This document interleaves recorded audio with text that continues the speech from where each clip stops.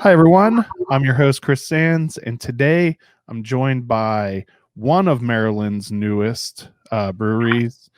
Definitely not the newest, though, because Homemade is newer than you all, correct? Yeah, I think so, yeah. Okay.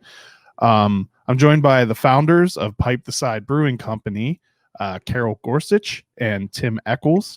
Thanks so much for joining me today. Thank you. Thanks for having us. So first, I want to congratulate you on finding the puffy vest that you were searching for. It was probably a big highlight of the year. That quest isn't over. Yeah, it's ongoing.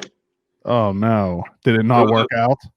It's not my favorite. It was a 45-minute conversation that led to probably a 45-minute search on eBay. And we've now purchased, what, 3 vests for you? Yeah, we purchased 3.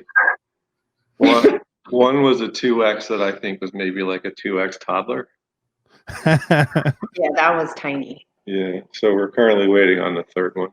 The eBay one's working out all right. It really smelled bad at first. So vests are something I've never quite understood, though, because I don't understand. I mean, I guess like from the physiological part, if you keep your core warm, the rest of you's warm, but it's usually my extremities that are the cold parts. So like vests have always confused me.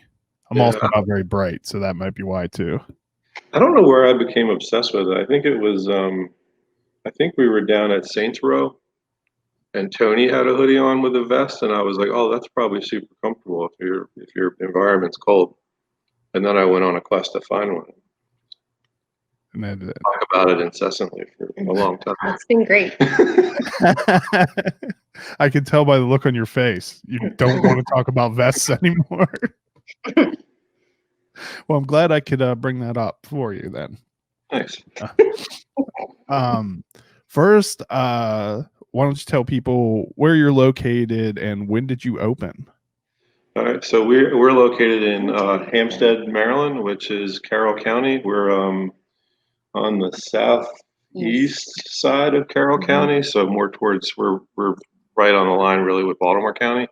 We are in the Roberts Field Shopping Center, which is is a blessing and a curse because we have a ton of parking, but also the shopping center has a lot of empty space. And we've been at this since 2018. Been just opened, I think November 21st was our first day. Okay. And the tap room's closed. We don't do in-person seating. We just have to-go sales right now. And very limited. Very limited. As in 4 seats, outdoor seating. Yeah. So get there early. Get there early. So why did you decide to open during a pandemic? I don't know that we did. So I think we kind of got stuck. We got stuck in I don't even know how to describe it. So we were pretty much ready to go, and then COVID happened. Okay. Which other things on the back end got bumped, like construction and build out, because it's really hard to open if you don't have a space. And I think in general, a lot of things went on pause while people were figuring out what happened next. Because, I mean, if you think back to March, almost a year ago, we were all waiting for updates from press conferences from a governor, almost daily. Yeah, so nobody really knew, what was going on. So we started construction in June, I think, somewhere in the beginning of June, and it finished up somewhere in August-ish. But then you have your inspections that come along with that had to be closed out. And on top of that, not all, but a lot of the offices that are, doing these inspections are all limited, right? People are working out of their cars, offices are closed, state offices are closed. Some people are working, some people aren't.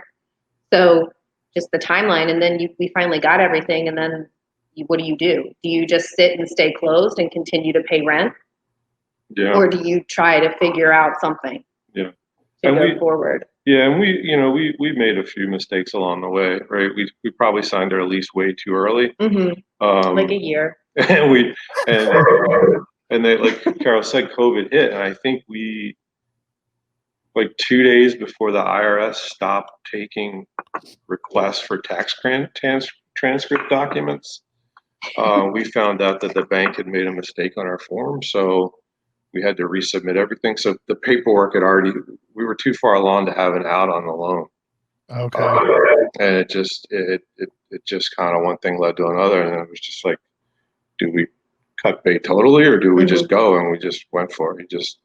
And now we're here in Hampstead trying to explain to the locals what a crowler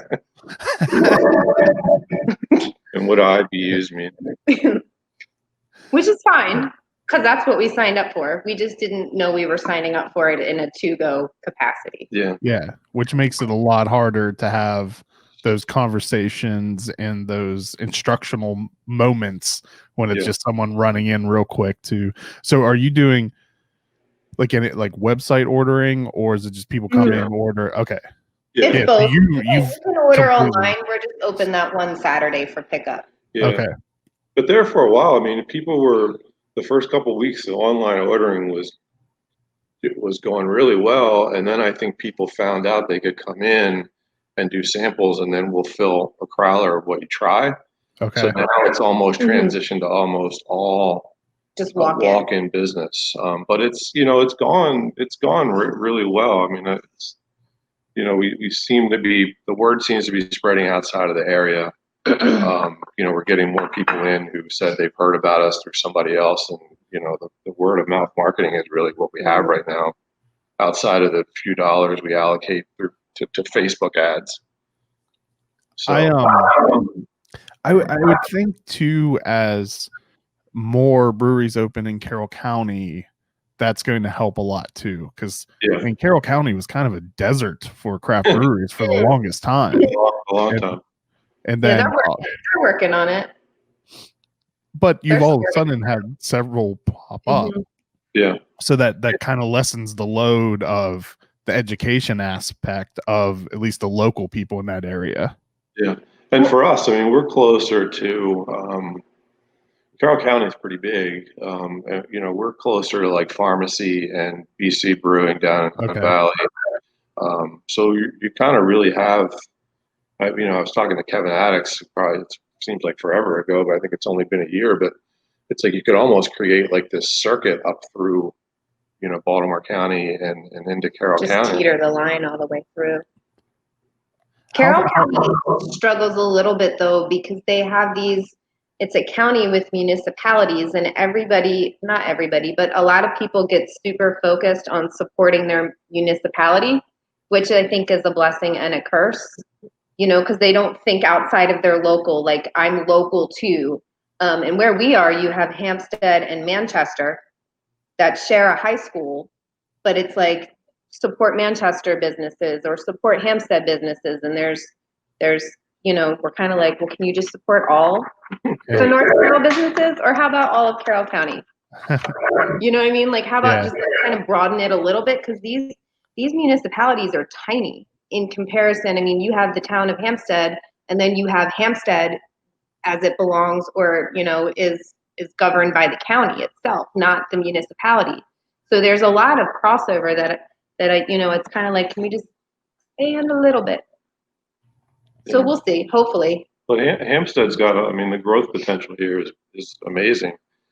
There's a new development going in. It's like 250 houses. There's a guy locally, I think, who we don't know him personally, but he's buying up a lot of the old recreational properties and fitness facilities, and they're looking at putting in turf fields and all these different things to bring people in. Okay. So we're going to have a lot of the influx of people for like sports tournaments and stuff like that. That'll benefit the county as a whole too, I think, because where we are, you have all of this land, but it's farm.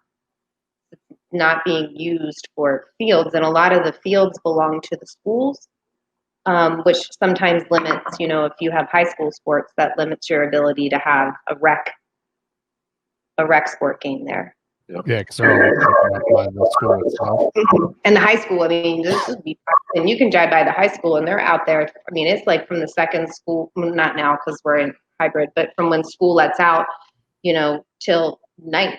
I mean, the lights are going on, field hockey, football, I mean, anything in the fall. And then it does the same thing in the spring with the baseball and the lacrosse. Okay. Let's take sorry I didn't give you guys a heads up beforehand, but we're going to take a real quick sponsor break, and then we'll be right back. I think next we'll go with the story of where the name Pipe the Side came from. If you haven't heard about our beer dinners, well, now you have. Typically the last Tuesday of each month, we partner with a local brewery and craft an exclusive 5-course dinner. Each course is thoughtfully paired with some of the finest craft beer available. You'll meet the brewery, enjoy memorable pairings and service, and have a damn good time. Like us on Facebook to stay in the know when tickets become available, because they will sell out quick. Idiom Brewing Company proudly offers a delicious variety of beers to satisfy the most discerning tastes. Best known for their wide array of IPAs, delicious fruited sours, and robust porters and stouts, Idiom prides themselves on continuing to innovate, utilizing new and experimental hops, local ingredients, and unique flavor profiles. Idiom has a simple goal in mind: to bring people from all walks of life together to enjoy themselves and each other. Idiom Brewing Company is located in downtown Frederick, just south of the intersection of East Street and East Patrick Street, with ample seating and directly on Carroll Creek. So where did the name Pipe the Side come from? So we started out, I think we were going to call it like We had like two, anchored down or something like that, but and then I think somebody told us we'd probably get sued by Anchor, and I was like, there's no way they're going to bother us. But so we ended up. I think that was solid advice though, because I'm pretty sure you would get sued. You don't want to take any chances, right? So we started brewing right after my son was one of the sailors that passed away in the USS John S. McCain accident over in Singapore back in 2017. So we ended up having, we needed something really to occupy our time, and we started getting more into the home brewing, and it always gone to like craft, the tap rooms and the breweries. Whenever we traveled, we actually traveled to go to different tap rooms. Like plan vacations around it. So that was kind of the driver of us getting into doing what we're doing. And then I forget where I was. We were at a friend of ours had made us a shadow box with all of my son's the medals and awards and the different flags that we had gotten from the state and from the Navy. And there was a poem called The Watch. And I think the last line in the poem says they read it at retirement and funeral services, and when dignitaries move from one ship to the next, and they say, prepare to pipe the side. And then there's a whistle that gets played. So we pulled the name from the last line of that poem. So it's kind of a tribute to him. And, we found ways in the space to really tie things back to him. So it just seemed like a neat way to tie it all together. That's an awesome tribute, and it's a nice way of taking a horrible tragedy and turning it into something good. Yeah. No, I mean, it's in the spaces. When we first started talking to people about it, they wanted to turn it kind of into this. I think they had an idea in their head of a mission barbecue sort of feel. Yeah, we didn't want it to be that. No, we're more of like a Timmy in general kind of feel, rather than like a very Navy military. I mean, there's some stuff in here, but there's also but there's like elements of like skateboarding and tattoo art and music and books, and there's things. If you knew him, you'd come in and say, oh, I see elements of things that he liked and what he meant and what he was. So the general motif of the brewery though is just kind of like all of your interests and passions. Mm-hmm. The goal, I think, was to to make a space where people could come and sit and find something that they could relate to. Because there's lots of places that you go that they really kind of take that theme and they really take that down a path and they stay right in that lane. And that can be, that just is what it is. But there's just, there's all kinds of stuff in here. Like I am 5 feet tall and he is 6 feet tall. So clearly we are on different levels. Like just in general, everything that we did was to be all inclusive and to just really kind of let anybody be able to enjoy the space. Yeah. Even though I did just climb up into the chair that he pulled over because it is difficult to get into the stool. Yeah, but he was so from the start we said we wanted to create a space that was all inclusive, regardless of where you came from or what your background is or what your race is or whatever, right? We wanted you to feel welcome here, and that's kind of what we set out to do. And one of the basis, one of the background things for that was he was so Timmy's biracial, his mom's African American. He actually started. He was part of the multicultural club at the high school up in Manchester, which was not giant, but he went through a lot of stuff being biracial in Carroll County when he was coming up through high school, and he didn't let that faze him, and he really was accepting of everybody. What does pipe the side mean? What does it mean? Yeah, I don't know that it means anything. It was just it was a way to pull a reference from the last line of that poem. But if you read that, it says it's boatswain prepare to pipe the side, and then there's actually a whistle that they play that's specific to that event. Yeah, I think that's just what it means. Like Yep. It's literal. Like Yep. playing. That's exactly it. Yep. Okay. Yeah, that's it. Because I've been trying, like while paying attention to you, trying to look up what it means. Yeah. And all I'm finding are like long paragraphs that and then pictures of whistles. Yep. It's a whistle. The military stuff is hard like that. Yeah. We have a kid in the Navy now too, and we're not down with the lingo. Like we don't know what they're talking about. I'm like, are you on a boat? We still say boat, and they correct you and say like ship. it's a ship. Yeah, it's a boat to me. I don't know. I'm learning. We're learning. Yeah. Well, we've got. I mean, it's the people that are that have been in the Navy know what it means, right? So we've got our CPAs ex Navy.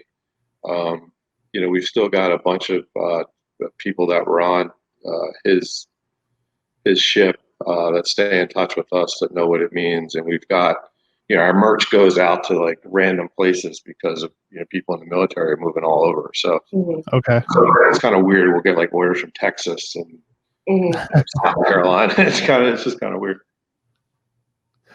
Completely unrelated to brewery, but on the radio the other day they were talking about before the military academy games, there used to be the tradition of kidnapping each other's mascots.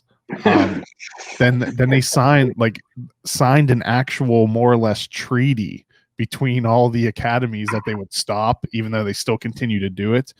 Yeah. But someone called in to say when they were in the Naval Academy, they sent Navy SEALs to do reconnaissance at West Point to video and like document where all their mules were. And then they sent a group of cadets, kidnapped all 4 of West Point's mules, were chased down the highway by state police, got onto the Naval Academy, and then rode the mules into the center. That was not our kids. That was not ours.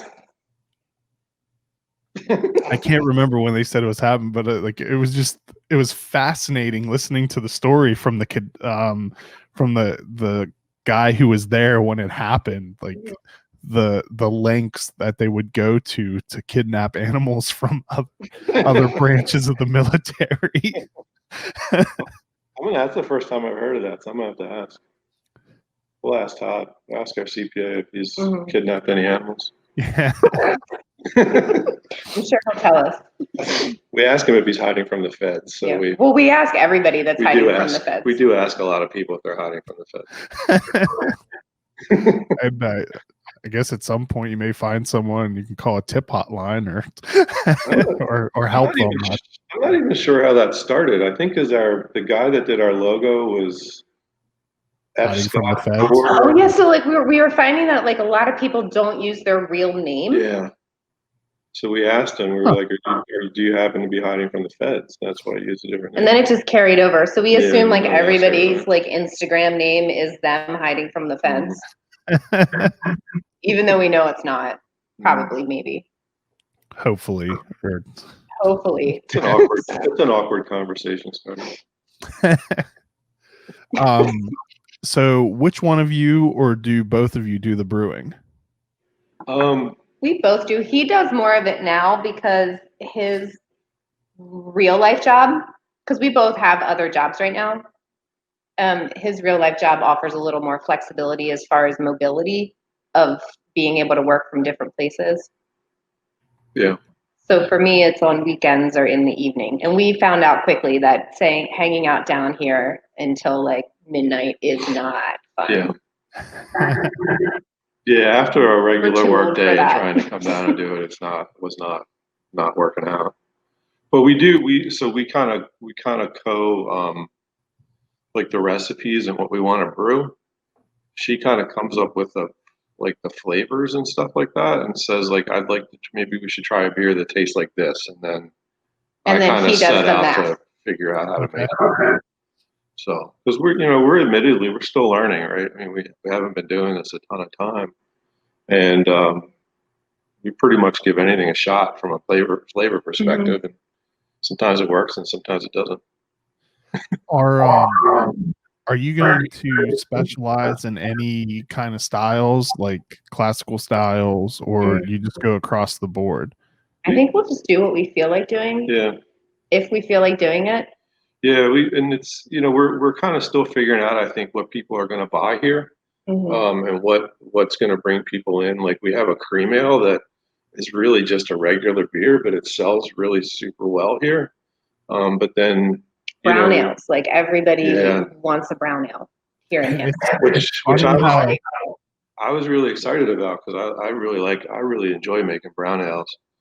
And it's funny how like hazy IPAs, fruited sours, and stuff like that get all the hype, but then there's like this undercurrent of all this excitement about cream ales now for some reason.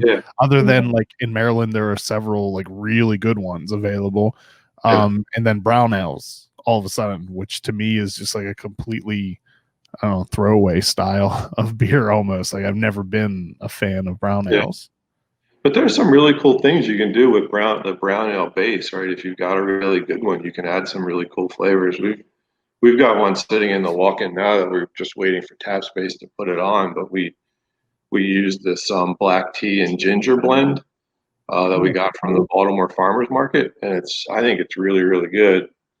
So we're super psyched about that. I'm down with anything ginger. Yeah. And one of the ones we gave you was it actually has butternut squash in the mash. Okay. And then a lot of different spices like nutmeg, allspice. Like a spice cabinet. It's probably a clove under our table. There's probably a clove or two in there. So it's I just think it's a neat style that you can add stuff to. As I was telling you before we started recording, this ESB is phenomenal. I love this. It's my favorite one that we have on tap right now. Yeah. It's nice because I feel like that is a very underappreciated style of beer. You rarely see them on tap anywhere now, unless it's a place that, like maybe some brew pubs or places that are more traditional style driven. Yeah. But you don't see a ton of them anymore. Yeah, it's one because we carved it a little low, right? It's not carved super high, And initially I thought we'd get a lot of questions about that because, that's one of the things that all these people are like, it's carved this way or that way. And people haven't really questioned it, but it's just been kind of neat. I thought we were going to get a lot of flack for that. It's funny. I actually like heavily carved beers. I like it higher on the spectrum, and I didn't take note of that at all when drinking this. So I guess it's just that the flavor profile of the beer completely works so well that the lack of carbonation isn't noticeable. That's my favorite one to recommend to people when they come in we get a lot of people that will come in and say, like, I've never had a craft beer, but you're a local Carroll County business and I want to support you, which I think is one of the coolest things about Carroll County. But that's one of the ones I like to kind of throw at them, because I think when you see what it is and then you taste it, you realize that you can't necessarily take a beer style and carry that into what it's going to taste like. So I think it's led to some people trying some things that they maybe wouldn't have tried, which is kind of neat. But that's like my favorite one to throw out there, because you see the word bitter and then to me you taste nuts, to sum it up. Yeah. So it kind of gives people that additional, like, it's like a things that make you go kind of thing, and I like that about that one. Because I think you hear craft beer and you see what it can be, and that's not really where we are. Like we're not. I mean, obviously we take it seriously because you're putting your name on a product, but at the same time we're pretty laid back about it. So our descriptives can sometimes be a little bit different, or the goal, I guess, is to simplify it so that you can bring more people in to enjoy a locally made product.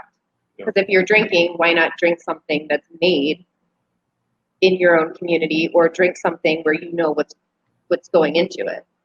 I've had that listed to me as like one of the top things that people who have craft breweries that they hate is trying to come up with the description of the beer. Yeah, ours are written very, very very like us. Yeah, but we'll sometimes throw in like something that somebody's, like one of our employees, because we have a couple of employees, like something that they've said about it. It's like we did a black goza, which is really kind of an oddball beer because it's super dark, but it's got a little bit of the sour. And like I had the guy Derek that works here, I was like, you got to give this a shot before I put it away. And he said, he's like, man, that's weird, but I like it.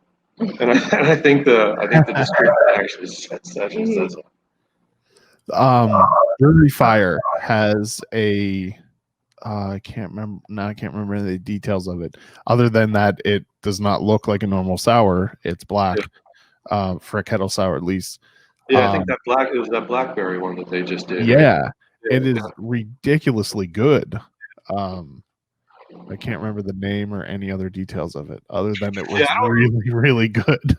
That's our realm of can't remember, but we just know we liked it. Yeah, Jesse was actually here. He stopped by one morning and we were talking about what I had in the fermenters. And I was like, I said, I've got a black goza. And he's like, get out of here.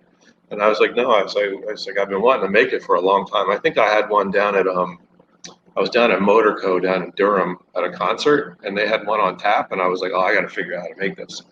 And we just kind of looked at each other because it was weird how we both had kind of the idea for this black goza.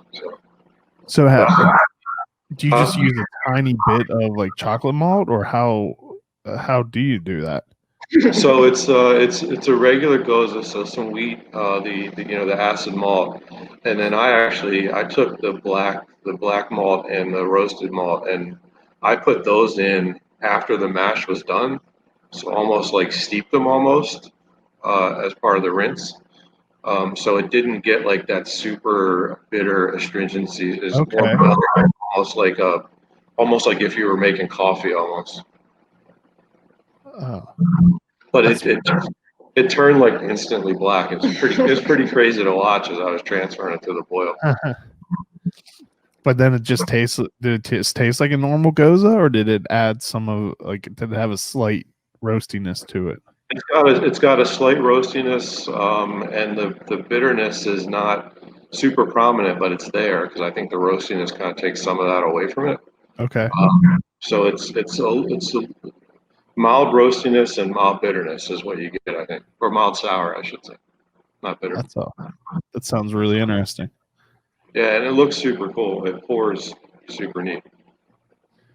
All right, we will take one more sponsor break, and then when we come back, let's dive in a little bit more about the thought process of why you guys decided to open a brewery.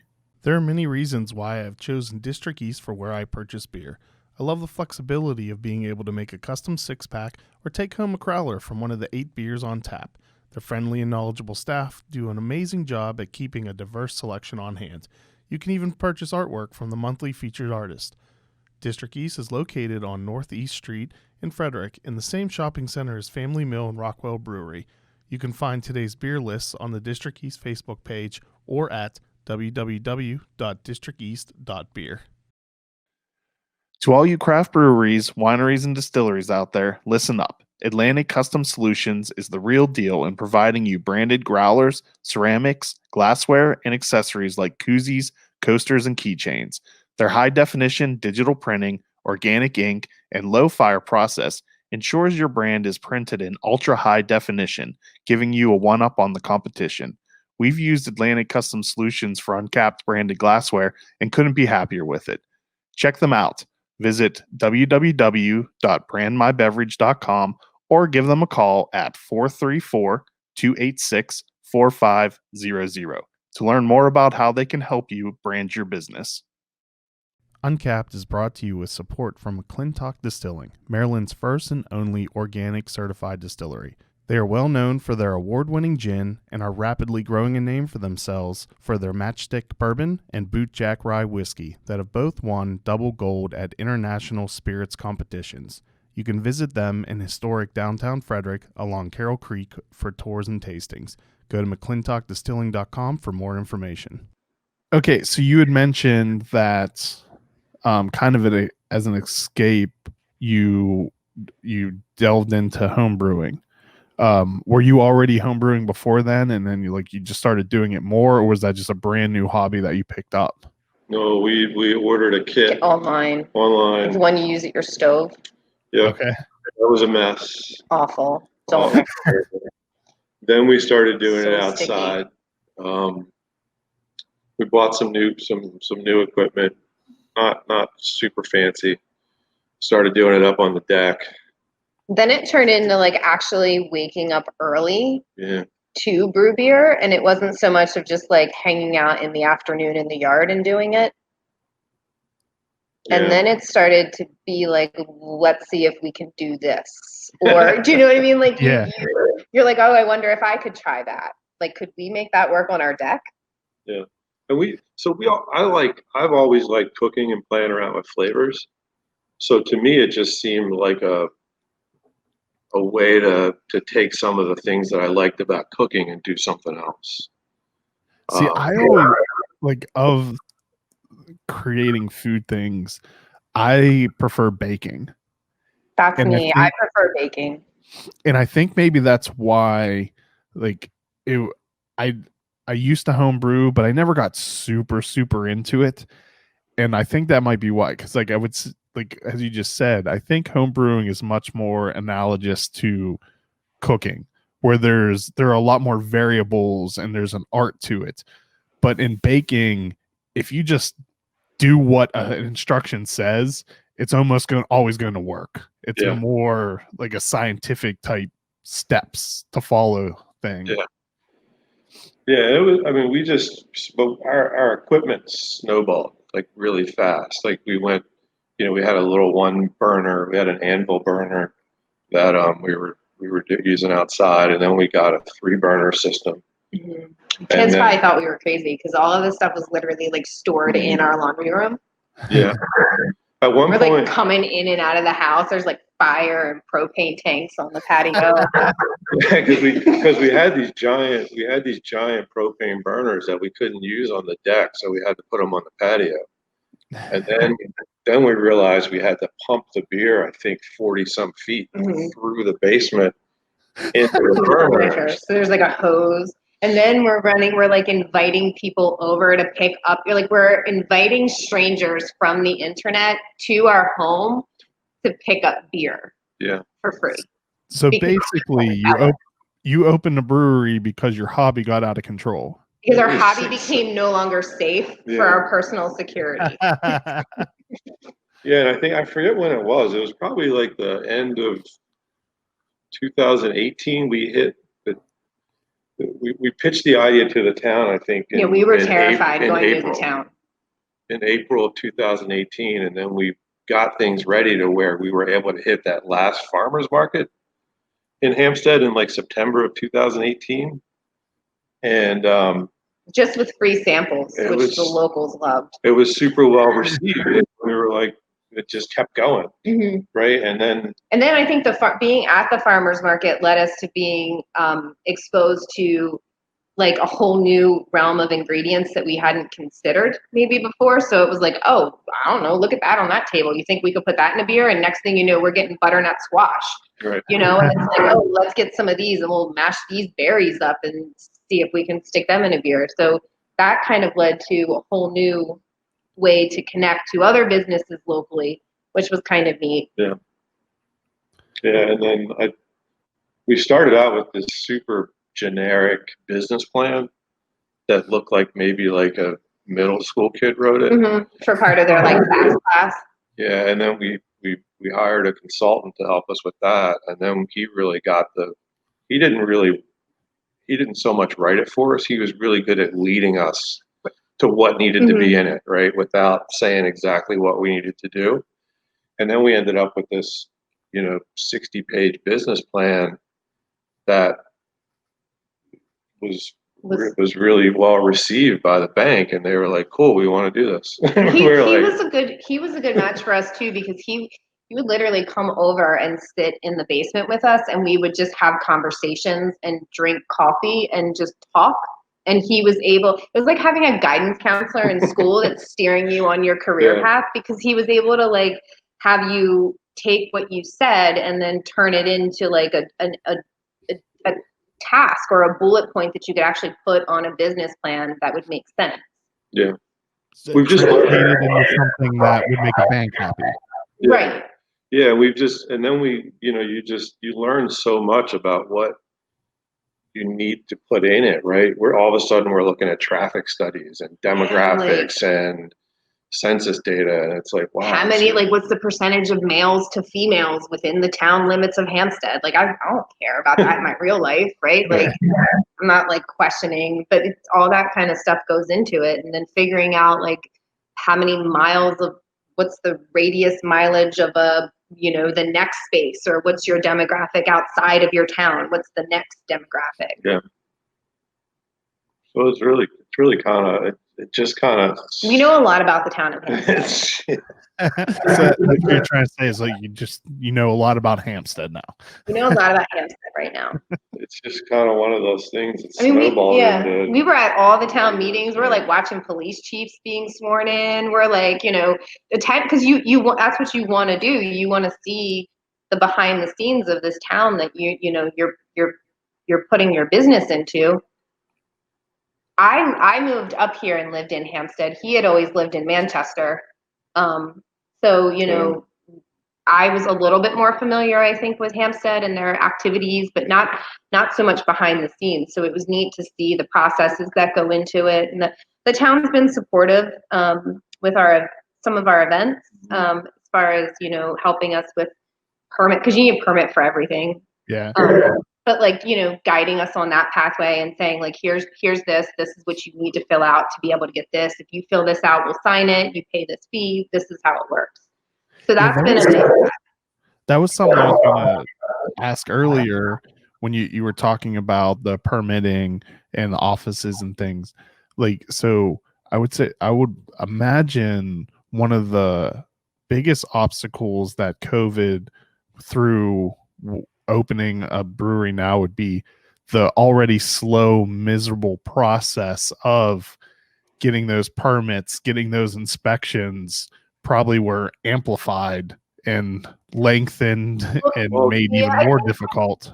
We hired, so we sailed through the state and federal permit Application. process. Because I was talking to Rich down at BC Brewing, and he's like, Tim, he's like, talk to Williams Compliance and have them do it, right? So we hired them to do it, and we got through really fast, which actually came back to bite us a little bit because we were like 2 weeks before completing our construction, and we found out that the state actually issued our license last year, even though we didn't have a physical location. So they canceled our license and we had to reapply, like literally 2 weeks before.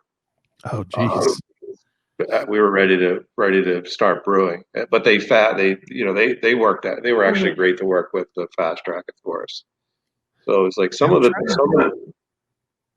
Yeah, I think it's been a long time since I've discussed like this type of aspects of opening a brewery at all, and I think I remember it always being the state was the easy one to work with, and it's usually the local municipalities that have caused problems for breweries to open.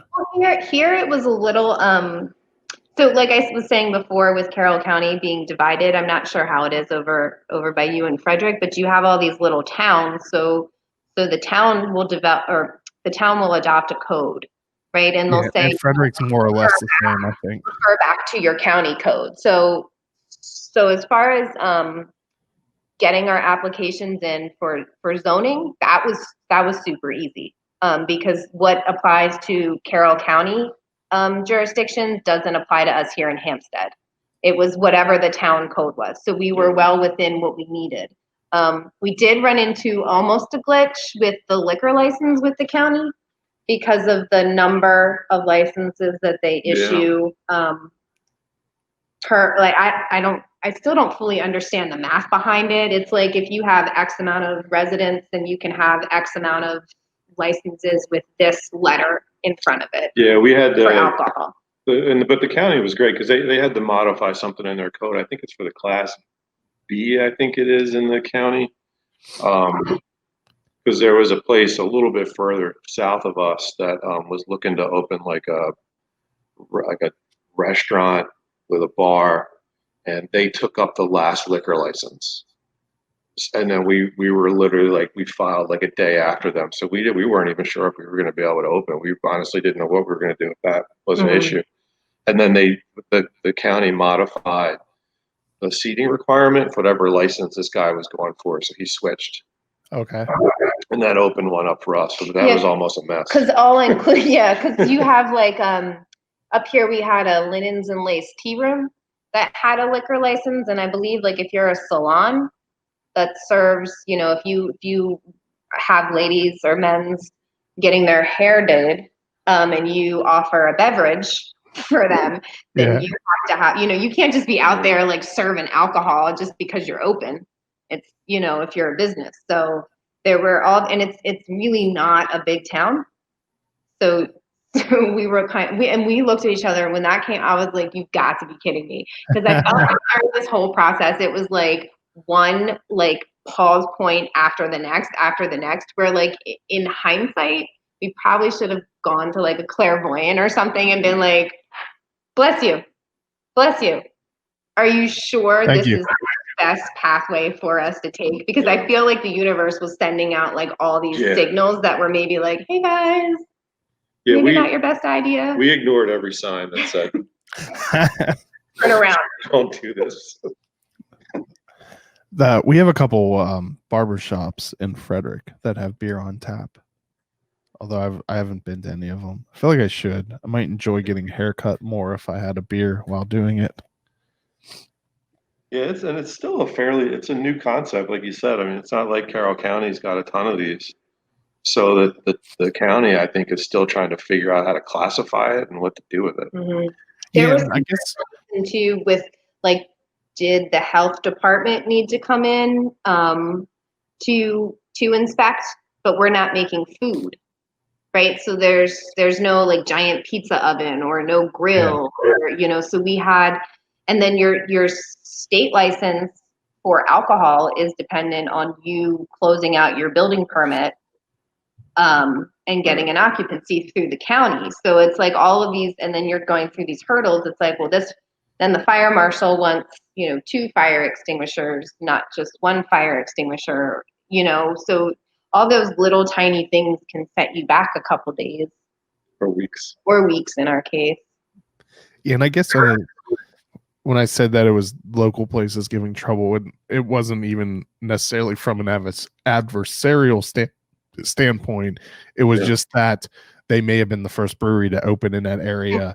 So it was just a lot of what you were just describing, like figuring out how to write it into code and zoning and make it legal for a brewery to operate. Yeah. And you really learn a lot about water usage. So much about water usage, and the importance of water. Because we looked at Westminster and you couldn't. Problem is the water. They only allocate out so much. Oh, really? Yeah. So there aren't going to be any more breweries in Westminster? I think they're working on the water. I think it's because you also have, you know, like especially in our town, you know, you're talking about some buildings that were initially constructed without, which I know is the same thing everywhere, but without plumbing. You know, and it's some of these places, I mean, you can drive by and you can even see houses in the woods on these back roads that still have the outhouses that are still standing, that you know people aren't using, but they're still standing. So you know that this is just an area in general where some of these things, well, they're not like new as in we just got them in the last decade. They're new as in they have not always been here. And maybe when it was initially constructed, it wasn't, you know, they didn't understand the growth potential. So the first time that I had beer from you guys, that would have been from a homebrew system, right? Not from what you have at the brewery. Yeah, that would have been homebrew. Yeah. Which was, I mean, it was really good then too. So it's our backyard. Yeah, I think we're still making that. I think that was the Curious Adventures, the New England IPA, I think. Yeah, it was. It was definitely New England IPA. I don't remember the name, but yeah, we brewed that one here a few times and it sells out almost like right away. Well, a lot of people really like that one. So you guys are pretty small, right? You're at you said a one barrel system, right? Yeah, 1 barrel. We have 1 barrel, 8 1-barrel fermenters, 4 half barrels, and 3 teeny tiny ones from home that we really use for ciders. Okay. So yeah, we're the menu changes over pretty quickly here. Sometimes same day. How often do you have to brew? We're about 3 or 4 times a week. Okay. Yeah, it's because we're only open the 1 day, so it seems to 3 to 4 days a week seems to be managing what we need. But we haven't started canning yet, which we plan to do, and then we haven't really done any distribution yet. So we'll probably have to brew more frequently to manage those things. Do you have space to put in anything larger? Because I feel like you're going to need some.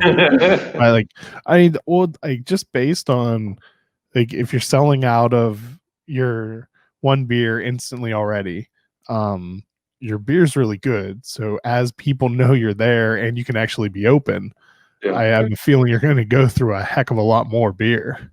Yeah. So we probably don't have room to add anything bigger here because it's only 1,200 square feet. Okay. In total. So, but we did work in right of first refusal on the empty space next to us, which is another 3,400 square feet. Okay. Initially, we leased both of them, but we got our construction budget back, and it was like close to $1 million, and we were like, wow. My goodness. That's a lot of money. We're old. Like, we don't know, like, when you're this old, we're not like 20 and like, oh, we have got this ridiculously like long life in front of us. Like, we're, I'll be 42 this year. So that's like at the point where people are like, I don't know what I'm going to do with the next part of my life, but I didn't envision that, like paying down $1 million construction. I don't appreciate you referring to 42 as really old. I mean, I am old in comparison to the younger people that we know. Okay. I'm more than half. Yeah, I'm half dead. you're So- halfway to 100, so that's Half dead. That's what, Mhm. I'm More than- on the down slope. I'm on the backside of life.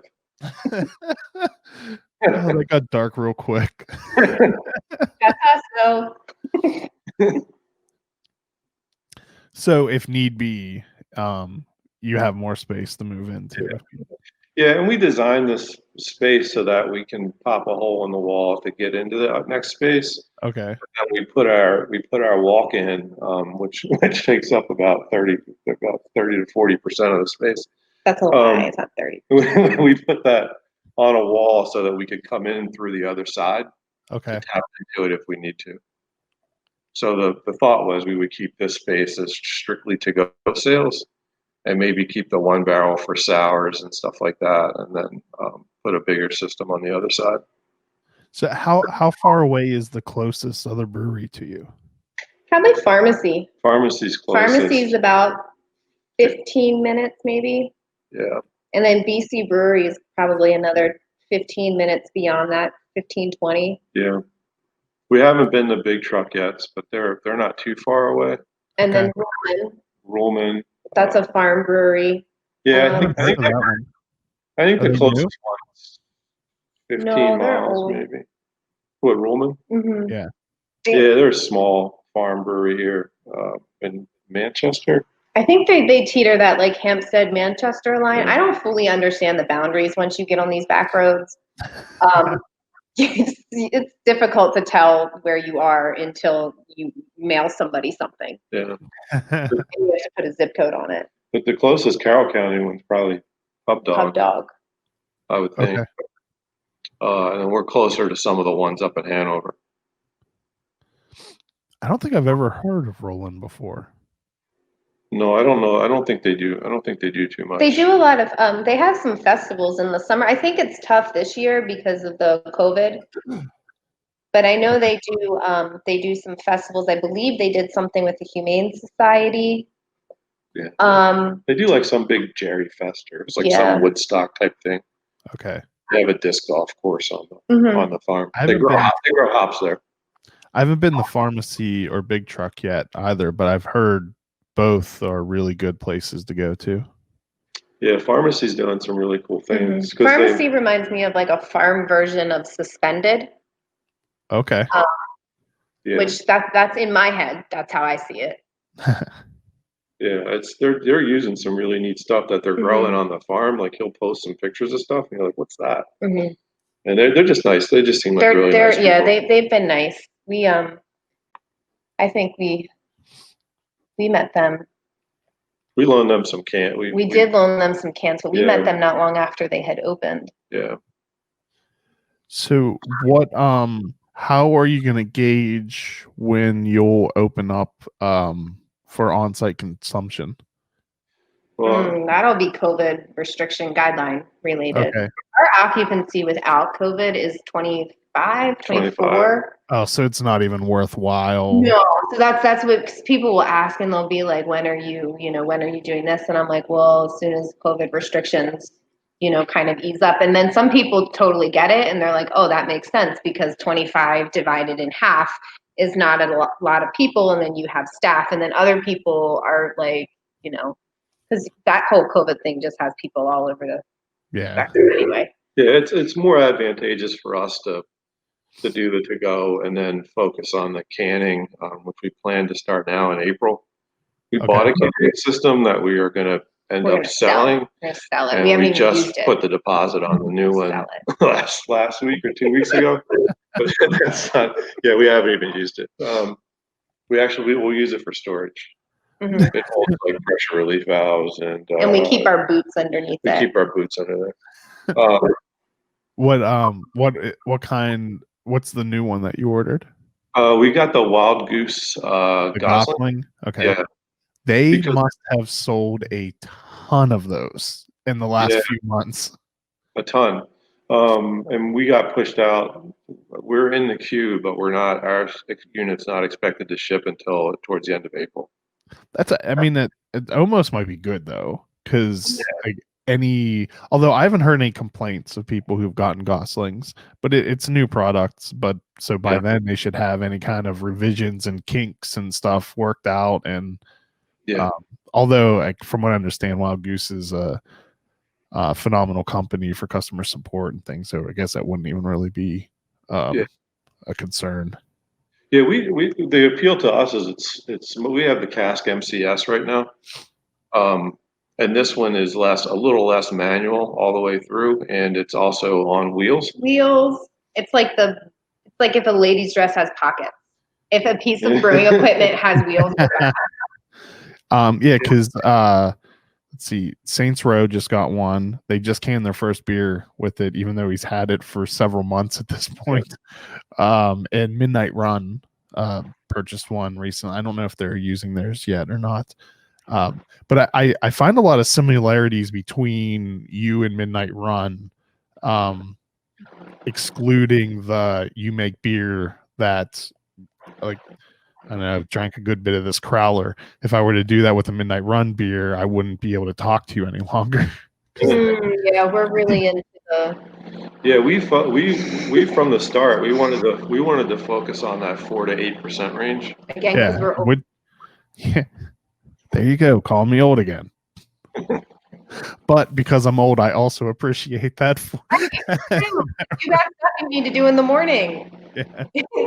Like, you have to wake up and you have to function. And we have children. We have a lot of children. Like, this, it is a ridiculous. It's like 9 between the two of us, and some are grown. That is a lot of children. I can barely handle 2. God bless you, too. All over the place. One's 31 years old. One's 11. So there's this ridiculous number of humans that exist that could call us at any time, and you got to be able to, like, field that with a whole range of problems too. Styles, or like, hey, I'm thinking about buying a home, because that's where they are on the spectrum. So just in general, it's nice to be able to hang out and have something to drink that's not like tea. Decaf tea or water, but then still be able to wake up and do everything you need to do in the morning. But like size wise, you two are very similar on how you open. I want to say they may have just had a 1 barrel to start off with too. Tops, it was a 3 barrel. They Midnight Run opened because they were home brewers that their hobby got out of control, and they needed to start selling the beer so that they could keep making more beer. Relatable. We haven't been there. We haven't had their stuff yet. We'll have to check them out. It's dangerous because it's all super high ABV and none of it tastes like it is. Like, it tastes like it's a 5% beer, and it's super good and dangerous. Do they have the big beer, little beer option in their tap room? Like, I believe so, but they also sell small crowlers, which I highly appreciate. They have the 25 ounce ones. Oh yeah, that's smart. We didn't do, so we went away from flights. We're not going to do flights here, just because we only have 9 beers on tap.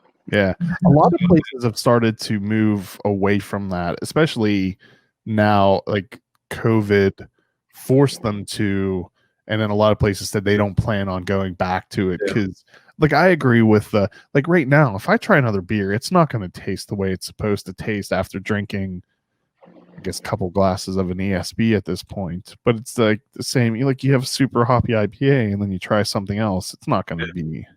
You have no idea what it tastes like, and then you have a bunch of a-holes leaving bad reviews of something because they tried something on their 5th beer when their palate was completely wrecked. Yeah. I think we went that direction. I think we were actually talking to Tony about why they don't do flights.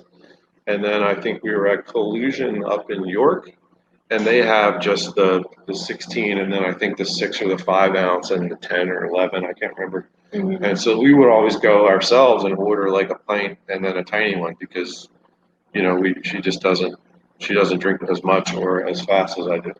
Because she's old.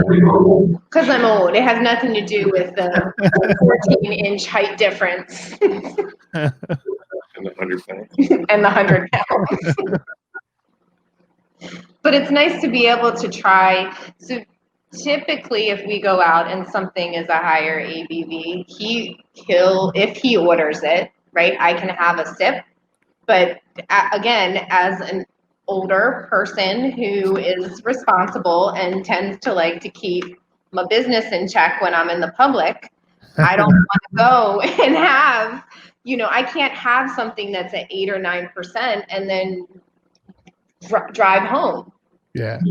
Or multiple glasses, and you're also relying too on these breweries when they put that number up there for that to be accurate. So if you are somebody whose tolerance is lower for no other reason than you're just a smaller person, it's difficult to look at something and say, can I do a 5 and a 6? Can I do a 4 and a 2? Like you're trying to math your ability to drive home. So those smaller glass sizes make it easier for you to be able to say, oh, I know I can have 2 of these and that's fine because that's 10 ounces of beer. You're not even at a full pint at that point. So, but again, these are problems that probably most men don't have because they're not sitting at the bar trying to math the ABV to get home. I don't sit down at a bar and bust out equations to order. They're like, if I have a number 1 and a number 7, carry the X, multiply by pi. You're like trying to calculate what the total percent is. You're like, so is that a 17%? Oh, that's funny. But so that's awesome that you'll be canning already. I love trying to look on the bright side of things. If anything good has come out of COVID, it's kind of at least from a consumer, it has forced you guys to start canning more quickly than you may have originally. Yeah. Well, yeah, and the variety available at your local liquor store. Did he drop? No, I'm still here. My camera just decided that it didn't want to work anymore. But just the availability of craft beer at liquor stores is grown a ton, right? Just your options when you walk into your local liquor store, I think, is so much different than it was a year ago. Well, and people being at home and not traveling outside. So I think it's been a way for people within the community to see what's actually available in their community. Yeah. I mean, people are discovering, at least I know where we are. I mean, we have a lady who's making cookies with her cottage kitchen cottage, whatever that Maryland cottage kitchen baking thing is. And there's a candle maker that we have that's making candles. So people have been exposed to people living in their own community that are making goods and or providing services. And I think that's kind of just been an extra added bonus of the word of mouth and the advertising. I don't know how that lasts. Or you bring up the so much more being available at stores. That's one thing I'm wondering what's going to happen when tap rooms open back up to full capacity. Like, is that access at stores going to completely dry up? I assume that's what's going to happen because you can go into a liquor store now or a beer store and buy beer that was only ever available at breweries at one time. So that even the local place here, the liquor store in the center of town, they had some Aslan beers in cans, and I was like, wow, that's kind of neat. Never thought I'd see that making its way to Hampstead. So Aslan's that'll be really interesting to see what happens with them, because I know right at the same time they also had a huge production expansion. But I would imagine that taproom restrictions have put a lot of stuff into packaging that more than would normally. So and I would assume like in Frederick too, that'll probably dry up because we get Aslan drops, but I can't imagine once they're selling beer through their tap room again that we're going to continue to get that.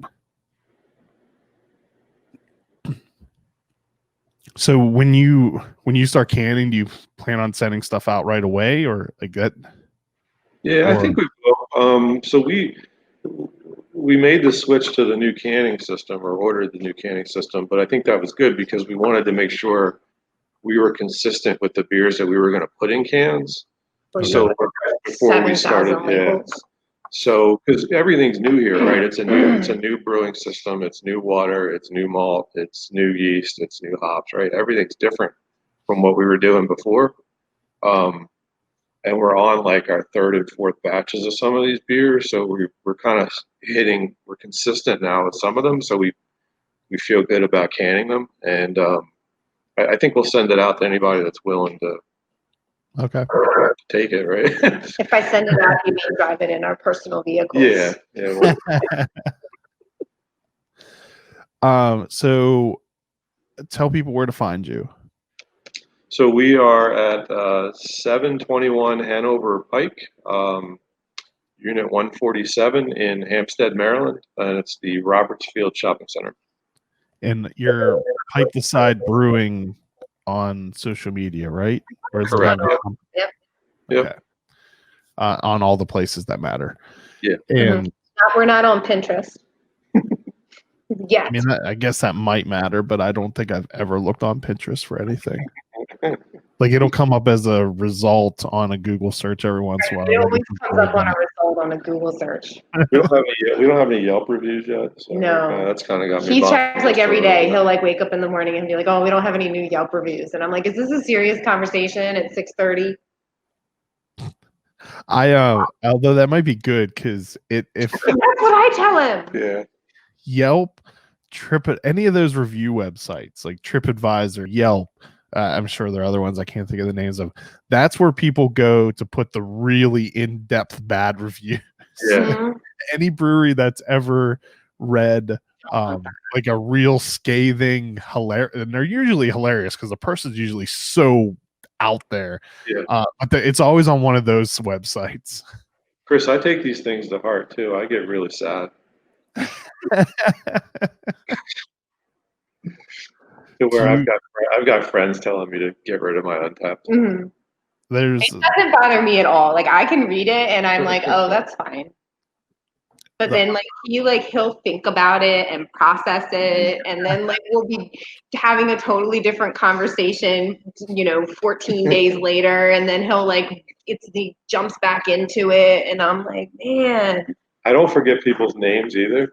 Oh, he's got this ridiculous memory of like faces and names, so he will remember if somebody gave him a not so favorable review, and then like you could see that person in like Target, because we have like one Target in Carroll County. We might have more, but we have like one in Westminster, and he'll be like, you can see somebody's face and be like, that was the person that said, and I'm like, what are you talking about?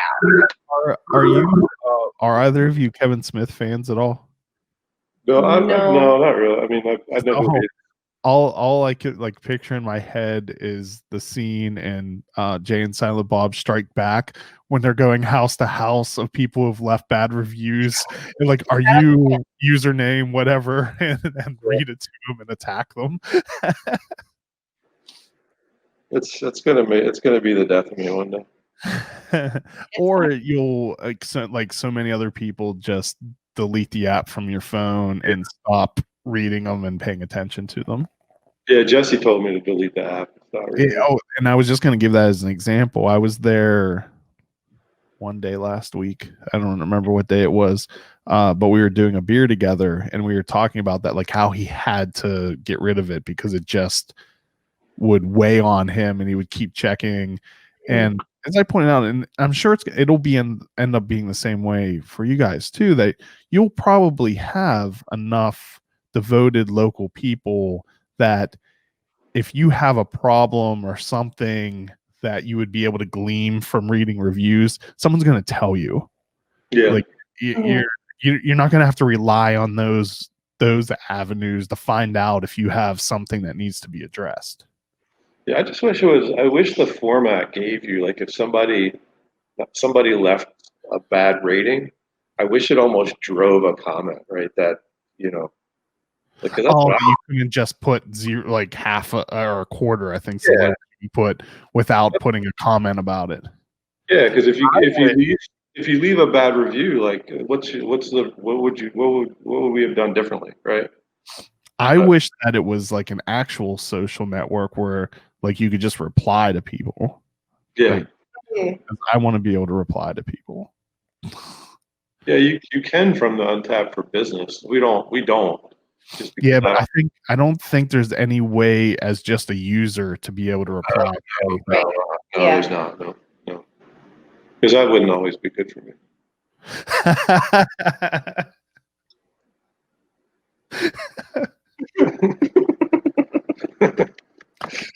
All right. I know both of you are busy people. You have a couple dozen kids or something to take care of. So I don't want to. I don't want to take much over the house. So I would thank you so much for spending some time with me today. I look forward to when your tap room's open. I can take the journey out to there and have a beer with you guys in person. So hopefully that's quickly. I'm just waiting for that vaccine to be jabbed into my arm. All right. Yeah. Thanks for having us. It's been great. Mm-hmm. Thanks for being regular too. Yeah. And thank you everyone for watching and listening. Cheers.